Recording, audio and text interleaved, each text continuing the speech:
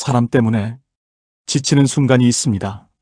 도와줄수록 더 요구하고 참아줄수록 더 당연하게 여기는 사람. 처음에는 그럴 수 있다고 생각합니다. 한 번은 이해하고, 두 번은 넘어가고, 세 번째는 참습니다. 그러나 그 시간이 쌓이면 관계는 조용히 한쪽으로 기울어집니다.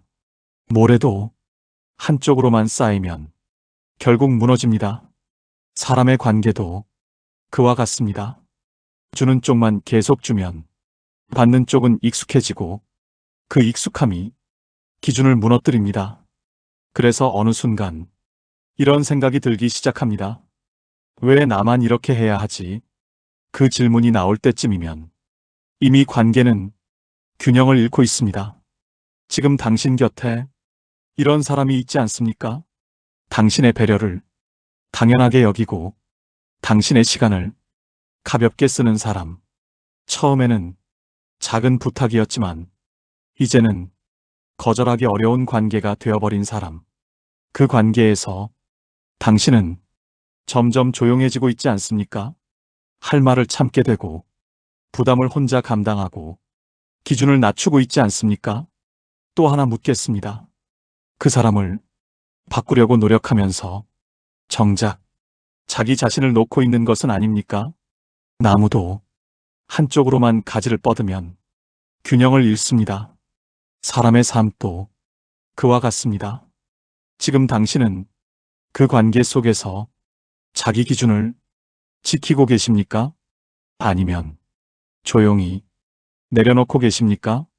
이 이야기는 누군가의 문제가 아닙니다. 지금 인생 후반을 살아가는 당신의 이야기입니다. 살다 보면 사람을 바꾸려는 순간이 있습니다.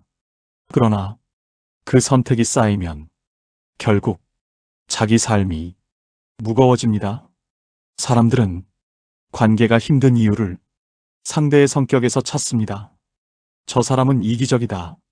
저 사람은 원래 저렇다. 그래서 내가 힘들다고 생각합니다. 물론 그 말이 틀린 것은 아닙니다. 그러나 문제는 거기서 끝나지 않습니다. 실제로 사람을 더 지치게 하는 것은 상대의 성격 하나보다 그 관계를 오래 붙들고 있는 자기 방식입니다. 빗물이 처음 떨어질 때는 길을 만들지 않습니다. 한 번 지나가고 또 지나가고 계속 같은 자리를 적실 때 흙이 패이고 결국 물길이 생깁니다. 사람의 관계도 그와 같습니다. 한 번의 무례함보다 반복해서 참는 방식이 관계의 모양을 만듭니다. 처음에는 작은 부탁이었습니다. 잠깐의 하소연이었고 한 번의 무례한 말이었고 가볍게 넘길 수 있는 일이었습니다. 그래서 넘어갑니다. 관계를 깨고 싶지 않기 때문입니다. 괜히 예민한 사람처럼 보이고 싶지 않기 때문입니다. 이 나이에 사람 하나 잃는 것이 아깝다고 느끼기 때문입니다. 그런데 문제는 그 다음부터입니다. 상대는 당신의 참음을 배려로 기억하지 않습니다. 대부분은 허용으로 받아들입니다. 한 번 허용된 태도는 다음에도 반복됩니다. 씨앗도 한 번 뿌려지면 계절이 오면 다시 올라옵니다. 관계 속 무례함도 그와 같습니다. 한 번 그냥 넘어간 말은 다시 같은 자리에 올라옵니다. 그리고 사람은 그 반복 속에서 점점 이상한 역할을 맡게 됩니다. 늘 들어주는 사람, 늘 먼저 맞추는 사람, 늘 이해해야 하는 사람, 늘 마지막에 참고 넘어가는 사람. 이 역할은 누가 정해준 것이 아닙니다. 당신이 오래 견디면서 조용히 만들어진 자리입니다. 그래서 인생 후반의 관계는 겉으로 보기보다 더 복잡합니다. 젊을 때는 관계를 넓히는데 힘을 썼다면 나이가 들수록 관계를 정리하는데 더 큰 지혜가 필요합니다. 그런데 많은 사람들은 여기서도 여전히 좋은 사람으로 남으려 합니다. 갈등을 만들지 않으려 하고 서운하다는 말을 줄이고 불편한 신호를 없던 일처럼 넘깁니다. 그러다 보니 겉으로는 조용하지만 안에서는 계속 쌓입니다. 서운함이 쌓이고, 피로가 쌓이고, 말하지 못한 감정이 쌓입니다. 강물도 겉으로는 조용히 흘러가지만 바닥에 흙이 계속 쌓이면 결국 흐름이 막힙니다.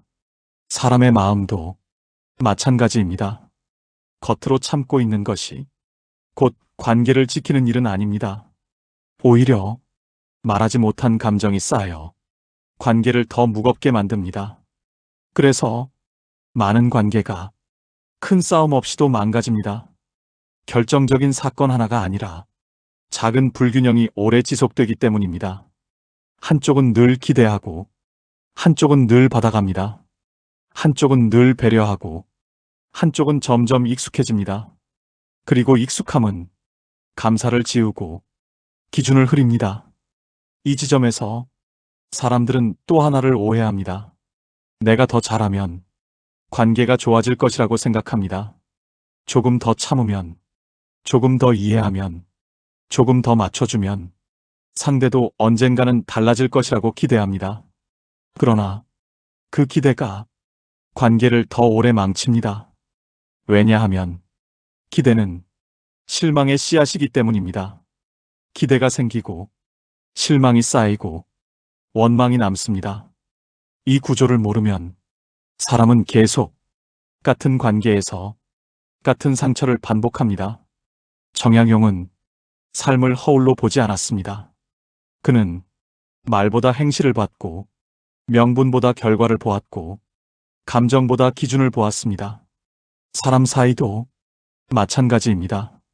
상대가 어떤 말을 하는가보다 그 사람이 반복해서 어떤 태도를 보이는가, 그것이 관계의 진실입니다. 예를 들어 늘 미안하다고 말하는 사람이 있습니다. 말은 부드럽습니다. 그러나 같은 실수를 반복합니다.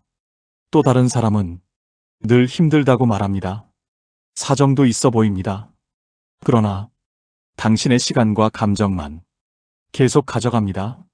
이럴 때 많은 사람들은 상대의 말에 마음이 흔들립니다. 그러나 정약용의 기준으로 보면 봐야 할 것은 말이 아니라 쌓여온 태도입니다. 변명보다 결과가 기억되는 사람으로 살라. 이 말은 나 자신에게만 해당하는 것이 아닙니다.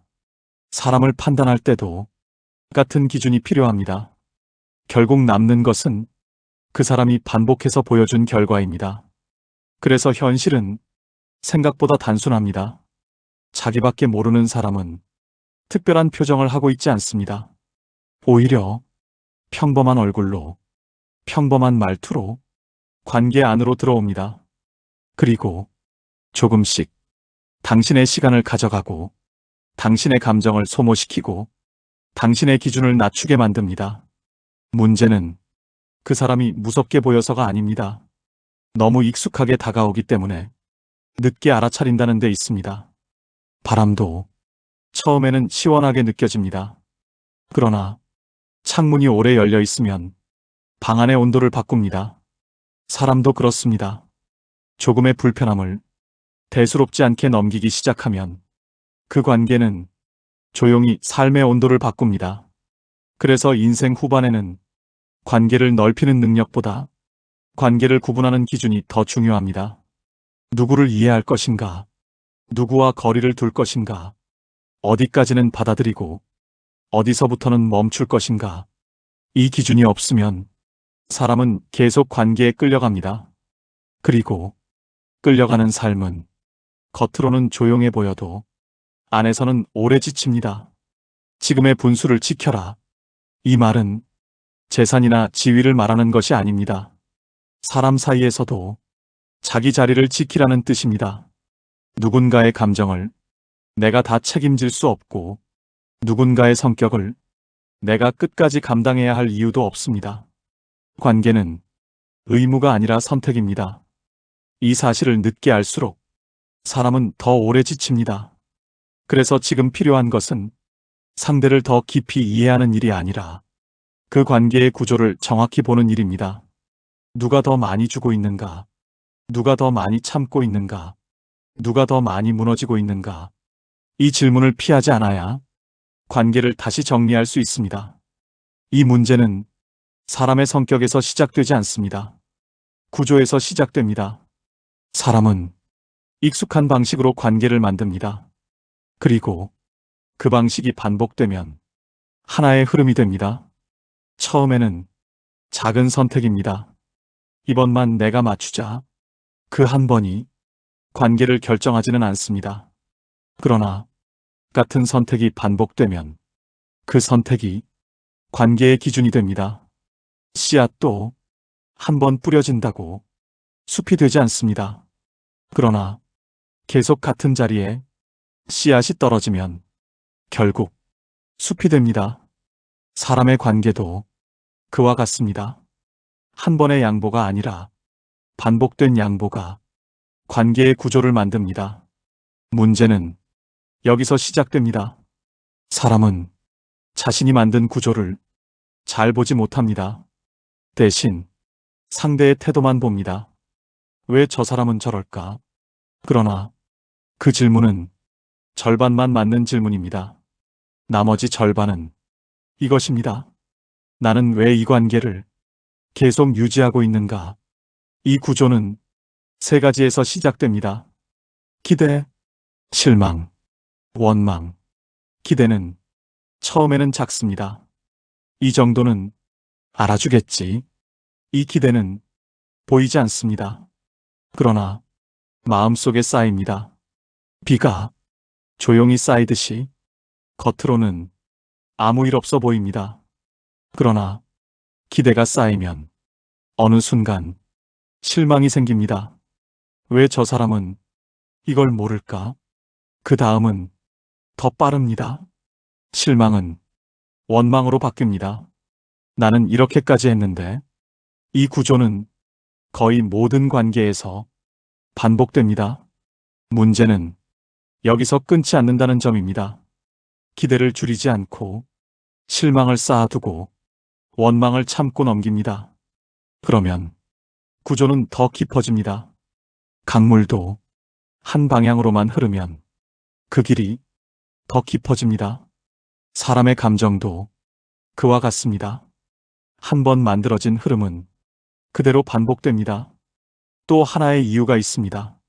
사람은 관계를 끊는 것보다 유지하는 것을 더 쉽게 선택합니다. 왜냐하면 잃는 것이 두렵기 때문입니다.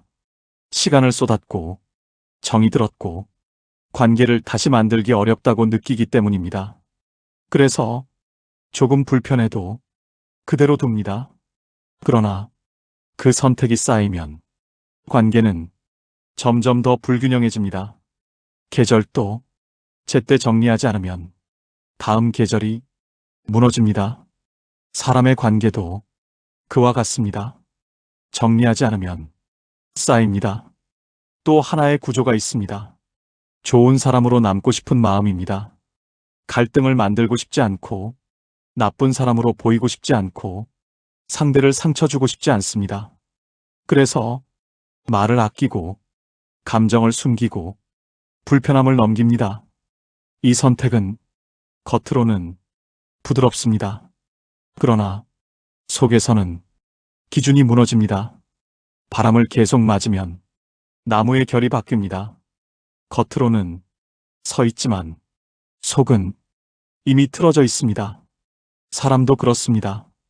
겉으로 참고 있는 것이 곧 관계를 지키는 일은 아닙니다. 오히려 자기를 놓고 있는 과정일 수 있습니다. 정약용은 사람을 판단할 때 말이 아니라 행실을 보라고 했습니다. 이 기준을 관계에 적용하면 보이는 것이 달라집니다. 상대가 무슨 말을 하는가 보다 그 사람이 반복해서 어떤 태도를 보이는가, 그것이 관계의 본질입니다. 변명보다 결과가 기억되는 사람으로 살라. 이 기준은 상대를 볼 때도 같이 적용되어야 합니다. 결국 이 문제가 생기는 이유는 단순합니다. 사람을 잘못 만나서가 아니라 관계를 기준 없이 유지했기 때문입니다. 누구와 어디까지 어떤 방식으로 관계를 이어갈 것인지 이 기준이 없으면 사람은 계속 끌려갑니다. 그리고 끌려가는 관계는 겉으로는 유지되지만 안에서는 계속 소모됩니다. 그래서 인생 후반에는 이 질문이 필요합니다. 이 관계는 내 삶을 가볍게 만드는가, 무겁게 만드는가? 나는 이 관계에서 자기 기준을 지키고 있는가? 아니면 조금씩 내려놓고 있는가? 강물은 스스로 흐름을 잃지 않습니다. 사람도 그렇게 살아야 합니다. 흐름을 지키는 것, 그것이 관계를 지키는 방법이 아니라 자기 삶을 지키는 방법입니다. 사람은 생각보다 쉽게 바뀌지 않습니다. 말 몇 마디로 마음이 달라지고 태도가 고쳐질 것이라고 기대하는 것은 현실을 모르는 기대입니다. 물론 사람은 변할 수 있습니다. 그러나 그 변화는 남의 설명으로 생기지 않습니다. 대개는 자기 필요를 느끼거나 스스로 손해를 깨닫거나 자기 삶이 무너진 뒤에야 움직입니다. 이 말은 차갑지만 정확합니다. 그래서 누군가를 계속 이해시키려는 사람은 결국 먼저 지칩니다. 설명하고, 달래고, 다시 말하고, 기다려봅니다. 하지만 같은 태도가 반복되면 그 관계 안에서 무너지는 것은 대개 설명하는 쪽입니다. 바람은 손으로 붙잡을 수 없습니다. 막으려 들수록 더 거세게 느껴집니다. 그래서 들판의 나무는 바람을 멈추게 하려 하지 않습니다. 자기 뿌리를 더 깊게 내립니다. 사람의 관계도 그와 같습니다. 상대를 바꾸는데 힘을 쓰기보다 자기 기준을 지키는데 힘을 써야 합니다. 예를 들어 늘 자기 사정만 말하는 사람이 있습니다. 만날 때마다 자기 힘든 이야기를 꺼내고 당신의 시간을 가져갑니다.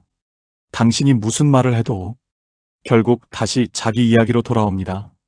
이런 사람에게 계속 알려주고 싶어집니다. 서로 주고받는 관계가 되어야 하고 당신도 배려해야 한다고 말해주고 싶어집니다. 하지만 말을 해도 잠시뿐입니다. 며칠 지나면 다시 같은 방식으로 돌아옵니다. 이때 많은 사람들이 한 번만 더 참아보자고 생각합니다. 조금만 더 말하면 알겠지. 이번에는 다르겠지. 그러나 그 기대가 자기 마음을 닳게 만듭니다. 정약용은 삶을 허울로 보지 않았습니다. 그는 명분보다 결과를 보았습니다. 사람을 대할 때도 마찬가지입니다. 상대가 무슨 말을 했는가보다 반복해서 어떤 태도를 보였는가, 그것을 봐야 합니다. 지금의 분수를 지켜라. 이 말은 남의 기분을 맞추며 살라는 뜻이 아닙니다.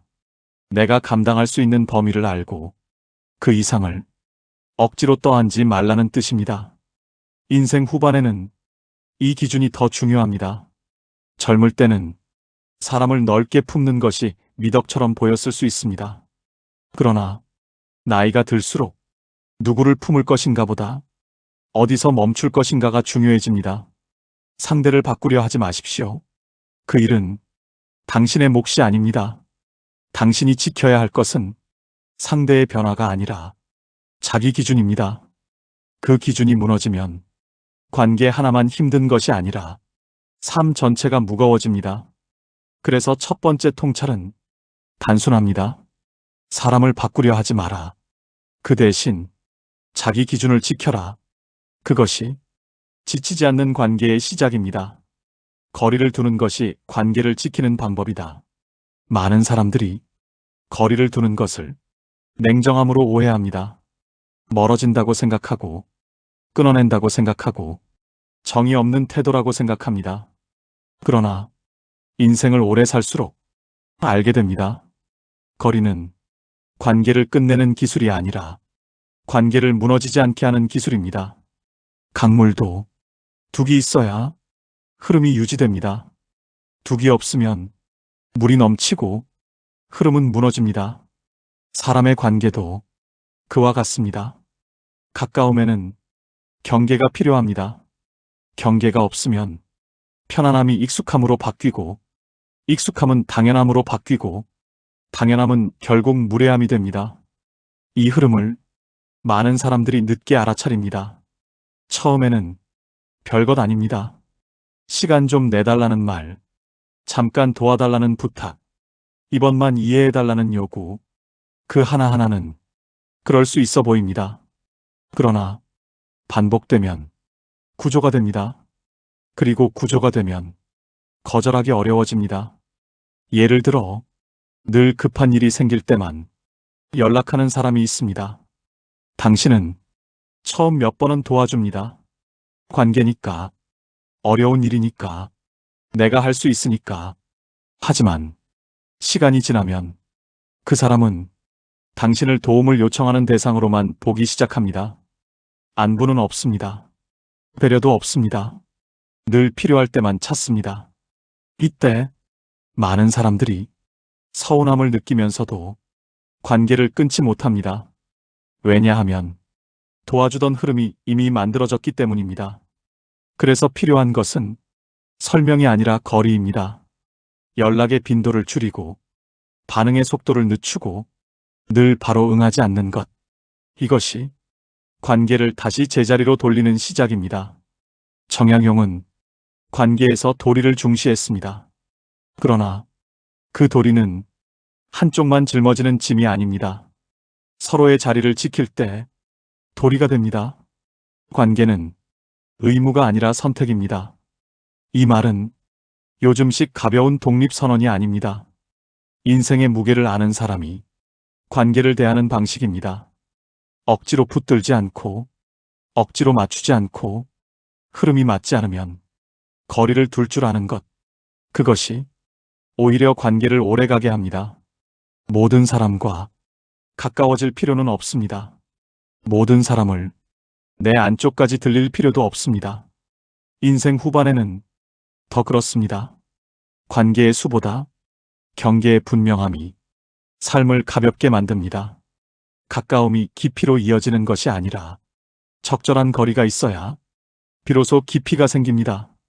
거리를 두는 것은 멀어지는 일이 아니다. 관계를 지키는 일이다.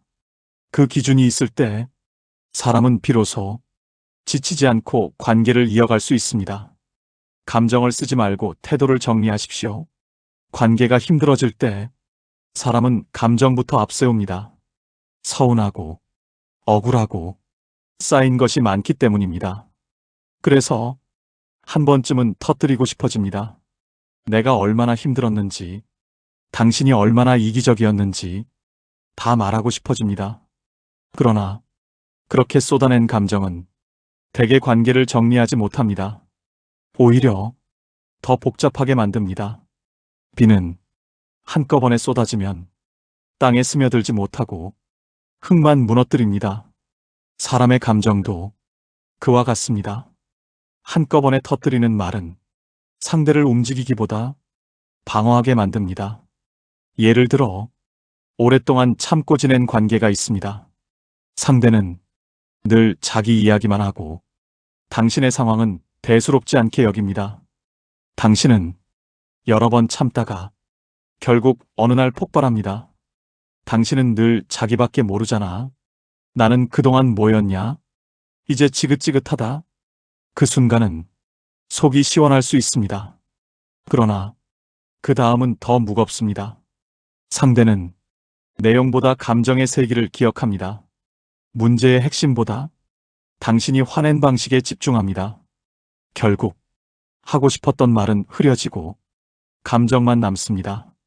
그래서 관계에서 필요한 것은 감정의 분출이 아니라 태도의 정리입니다. 나무는 바람이 분다고 해서 바람을 향해 화내지 않습니다. 자기 결을 유지한 채 흔들릴 뿐입니다. 그 흔들림이 무너짐이 되지 않는 이유는 뿌리가 있기 때문입니다. 사람도 그렇습니다. 태도가 정리된 사람은 감정을 숨기는 사람이 아닙니다. 감정에 끌려가지 않는 사람입니다. 정약용은 말보다 행실을 보라고 했습니다. 이 말은 남을 판단할 때만 해당하는 것이 아닙니다. 나 자신에게도 해당합니다. 나는 지금 감정으로 반응하고 있는가? 아니면 태도로 정리하고 있는가? 예를 들어, 상대가 또 같은 부탁을 했을 때, 예전 같으면 억지로 들어주었을 상황에서, 이제는 짧게 말할 수 있어야 합니다. 이번에는 어렵겠습니다. 그 부분은 제가 할 수 없습니다. 그 정도까지만 하겠습니다. 이 말들은 차갑지 않습니다. 분명할 뿐입니다. 태도가 정리된 말은 불필요하게 상처를 키우지 않습니다. 감정을 쓰면 순간은 크지만 남는 것은 피로입니다. 태도를 정리하면 순간은 조용하지만 남는 것은 기준입니다. 그래서 세 번째 통찰은 이렇게 남습니다. 감정을 쓰지 마라. 태도를 정리하라. 그것이 관계를 더 복잡하게 만들지 않는 현실적인 방법입니다. 자기밖에 모르는 사람은 결국 당신의 시간을 잡아먹습니다. 사람의 삶에서 가장 귀한 것은 돈도 아니고 체면도 아닙니다. 시간입니다. 인생 후반으로 갈수록 이 사실은 더 분명해집니다. 기회는 줄고 에너지도 줄고 마음도 예전 같지 않습니다. 그래서 누구와 시간을 쓰는가가 삶의 질을 결정합니다. 그런데 자기밖에 모르는 사람은 대개 당신의 시간부터 가져갑니다. 처음에는 잘 보이지 않습니다. 잠깐 이야기하자고 하고, 조금만 도와달라고 하고, 이번 한 번만 이해해달라고 합니다. 문제는 그 다음입니다. 그 사람과 만나고 나면 당신은 피곤합니다. 별일 없었던 것 같지만 이상하게 마음이 무겁습니다. 왜 그럴까요? 그 관계 안에서 당신은 계속 들어주고 맞춰주고 감당하고 있기 때문입니다. 강물도 한쪽에서만 물을 퍼가면 결국 수위가 낮아집니다. 사람의 시간도 그와 같습니다. 늘 빼앗기기만 하면 삶의 여유가 사라집니다. 예를 들어 늘 전화가 길어지는 사람이 있습니다. 처음에는 잠깐일 줄 알았습니다. 그런데 매번 그 사람의 감정 정리와 그 사람의 문제 정리와 그 사람의 서운함을 당신이 받아주는 시간이 됩니다. 전화를 끊고 나면 당신은 아무것도 하지 않았는데 1시간, 2시간이 지나 있습니다. 그리고 그 하루는 묘하게 흐트러집니다. 해야 할 일을 놓치고 마음도 무거워지고 자기 삶의 흐름이 깨집니다.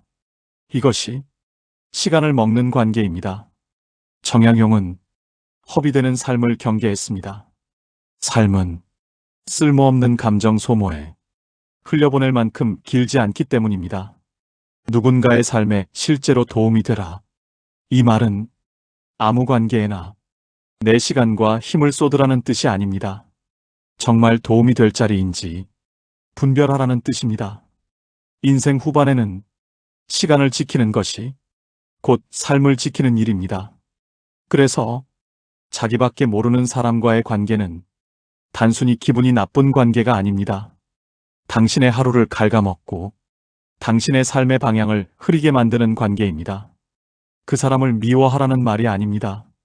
다만 시간의 흐름을 아무에게나 내어주지 말라는 말입니다. 사람은 시간을 어디에 쓰는가에 따라 남은 삶의 모양이 달라집니다. 그래서 네 번째 통찰은 이렇게 남습니다. 자기밖에 모르는 사람은 결국 당신의 시간을 먹는다. 시간을 지키는 것이 곧 삶을 지키는 일이다. 마지막에는 관계보다 자기 삶이 남는다. 인생을 오래 살수록 알게 되는 것이 있습니다. 모든 관계가 끝까지 나를 책임져 주지는 않는다는 사실입니다.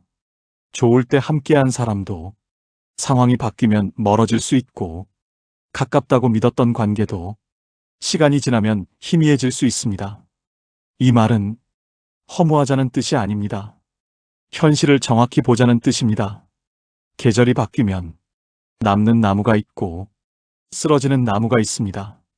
그러나 계절이 바뀌었다고 해서 숲 전체가 사라지는 것은 아닙니다. 남는 것은 결국 자기 뿌리입니다. 사람도 그와 같습니다. 관계는 중요합니다.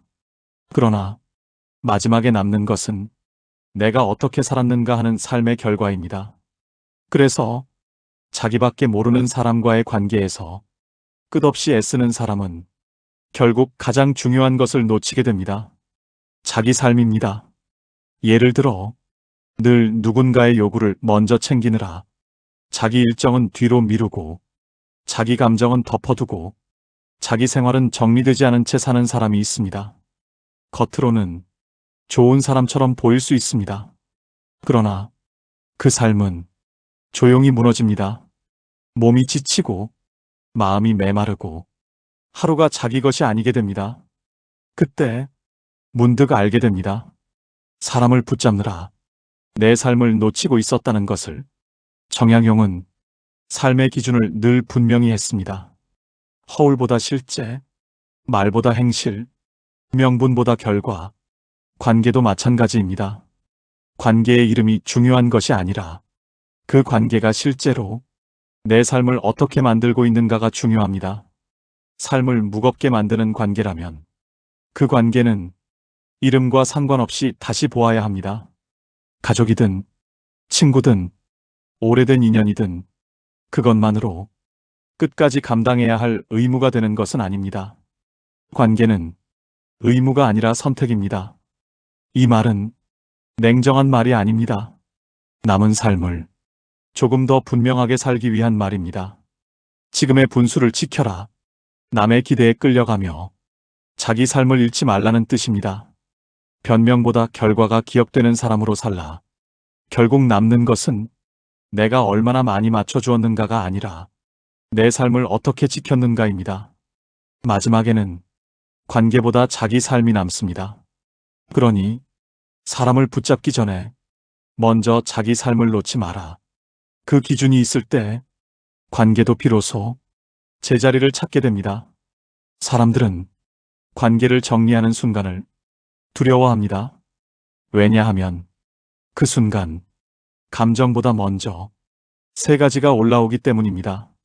죄책감, 의무감, 그리고 비교입니다. 이 세 가지가 사람을 다시 같은 자리로 붙잡아 둡니다.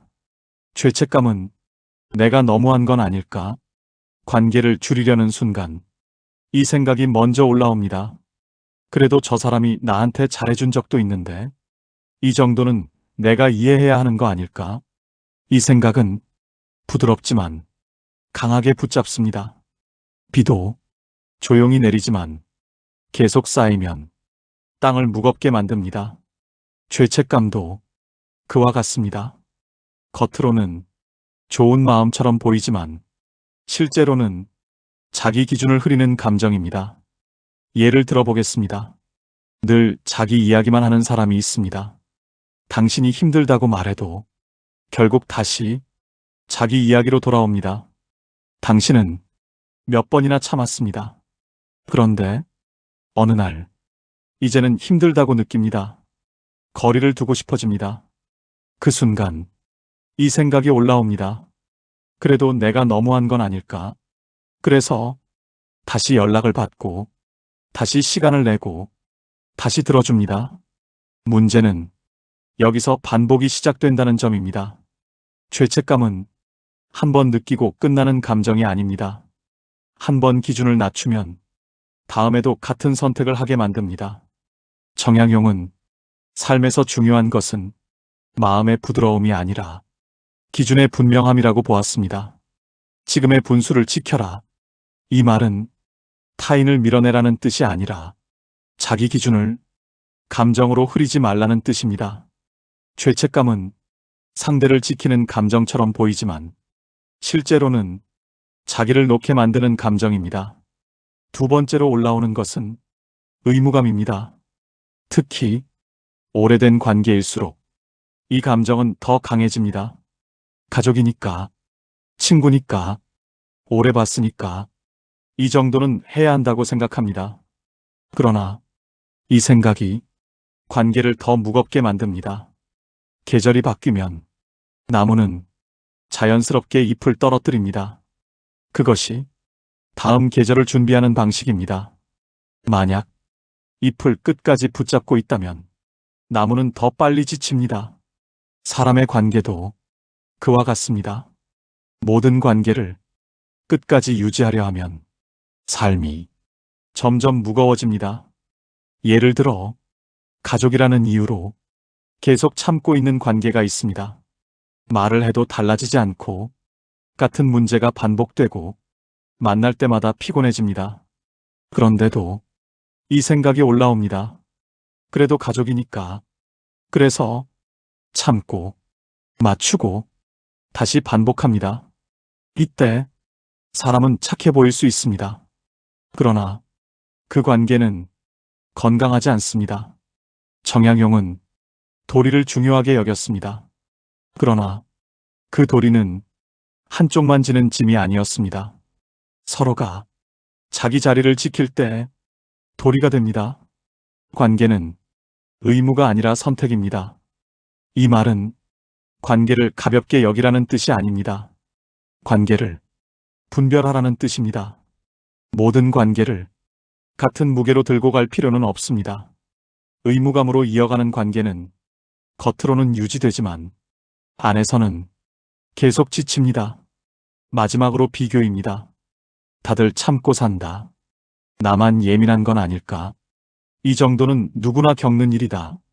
이 생각은 자기를 가장 쉽게 무너뜨립니다. 강물은 옆강을 보며 흐르지 않습니다. 자기 흐름대로 자기 길을 만듭니다. 사람도 그와 같습니다. 그러나 비교를 시작하면 자기 기준이 아니라 남의 기준으로 살게 됩니다. 예를 들어 비슷한 상황을 겪는 사람들의 이야기를 듣습니다. 나도 저 정도는 참고 산다. 그 정도면 괜찮은 거다. 그 말을 들으면 당신의 기준이 흔들립니다. 그래서 다시 참고, 다시 맞추고, 다시 반복합니다. 그러나 사람마다 감당할 수 있는 관계의 방식은 다릅니다. 같은 비가 내려도 땅마다 받아들이는 양이 다릅니다. 어떤 땅은 그 비를 머금고 어떤 땅은 그 비에 무너집니다. 사람도 그와 같습니다. 비교는 그 차이를 무시하게 만듭니다. 그래서 자기 기준이 사라집니다. 정약용은 남을 기준으로 삼지 않았습니다. 그는 자기 삶의 기준을 분명하게 세웠습니다. 지금의 분수를 지켜라. 이 말은 남과 같아지라는 뜻이 아니라 자기 삶의 기준을 흐리지 말라는 뜻입니다. 죄책감은 자기를 내려놓게 만듭니다. 의무감은 관계를 무겁게 만듭니다. 비교는 기준을 흐리게 만듭니다. 이 세 가지가 겹치면 사람은 관계에서 빠져나오지 못합니다. 그래서 인생 후반에는 이 기준이 필요합니다. 감정보다 기준을 먼저 보는 것. 그 기준이 있을 때 관계도 정리되고 삶도 가벼워집니다. 삶은 무엇을 더 하느냐보다 무엇을 하지 않느냐로 정리됩니다. 계절도 불필요한 것을 내려놓을 때 다음 흐름이 시작됩니다. 사람의 관계도 그와 같습니다. 첫째, 설명하려 하지 마십시오. 사람을 이해시키려는 순간 관계는 더 길어집니다. 말을 길게 할수록 기대가 붙습니다. 이 정도 말했으면 알겠지. 그러나 대부분은 그대로 반복됩니다. 바람을 향해 소리친다고 해서 방향이 바뀌지 않습니다. 설명은 상대를 바꾸는 도구가 아니라 자기를 소모시키는 방식이 됩니다.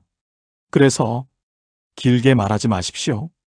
짧게 정리하고 그대로 두십시오. 둘째, 즉시 반응하지 마십시오. 연락이 오면 바로 답하고, 부탁이 오면 바로 고민하고, 감정이 오면 바로 반응합니다. 이 습관이 관계를 끌려가게 만듭니다. 비도 잠시 멈춰야 땅이 숨을 쉽니다. 사람도 간격이 있어야 기준을 지킬 수 있습니다. 조금 늦게 답하고, 조금 떨어져서 보고, 조금 시간을 두십시오. 그 사이에서 감정은 가라앉고 기준이 보입니다. 셋째, 부탁을 쉽게 받아들이지 마십시오. 한 번의 수락은 관계를 바꾸지 않습니다. 그러나 반복된 수락은 구조를 만듭니다. 처음에는 작은 부탁입니다. 그러나 익숙해지면 당연한 일이 됩니다.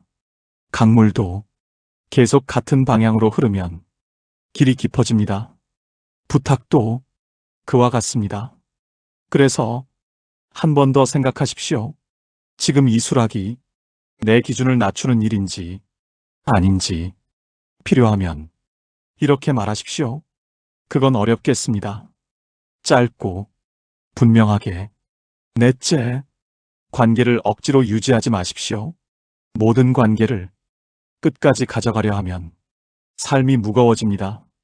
계절이 바뀌면 자연스럽게 떨어지는 것이 있습니다. 붙잡지 않아도 떨어집니다. 사람의 관계도 그와 같습니다. 억지로 유지하는 관계는 겉으로는 이어지지만 안에서는 계속 지칩니다.